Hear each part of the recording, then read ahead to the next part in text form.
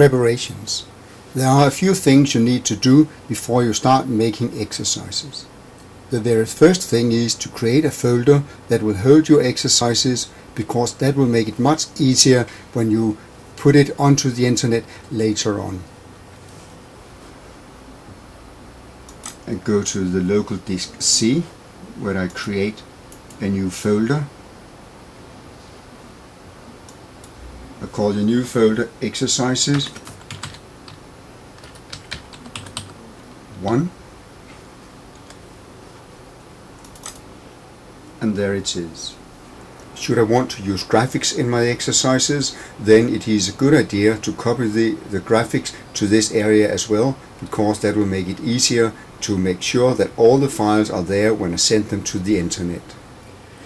You also need to decide if you want a content page that can be used for navigation to other web pages.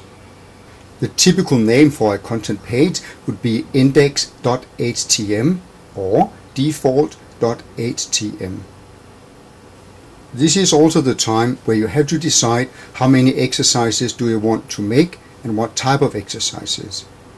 It is important to decide on some names of the final exercises. For instance, the first crossword exercise could be called cross1.htm.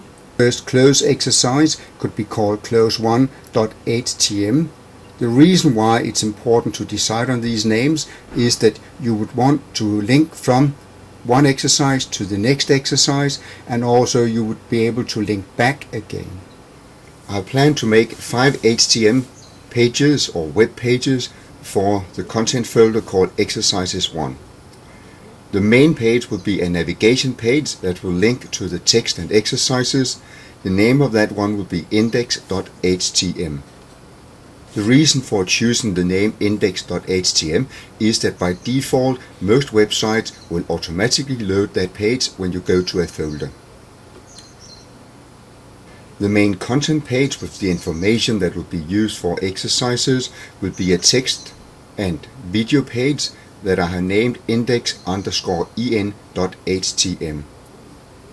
The reason for that name is that it will be a page that will hold video and text, and all the text will word by word be linked to an English online dictionary. The content page will then link to a crossword exercise, and that will be named cross1.htm. From that page one can press the back arrow and go back to the content page, or it is possible to go to the content page, that is the navigation page. When the crossword has been filled in, a student will press on the next button, and that will take the student to the close exercise named close 1, which again links back to the navigation page and also to the crossword page. The close exercise will then link on to the match exercise called match1.htm. Again, that page can link to the navigation page like all other pages. The final page will be a mixed sentence exercise called mix1.htm. Preparing the content. When you have found some text files that you want to use, that could be a web page or a file from a word processor, you need to clean the text for hidden extras. Hidden extras, that's information that is hidden below the words, for instance a link to another web page, or information in Word like a bold letter, etc. To remove and clean that text, you need to copy the text to Notepad, and when it is needed in Hot Potatoes, you copy back from Notepad and paste it into Hot Potatoes.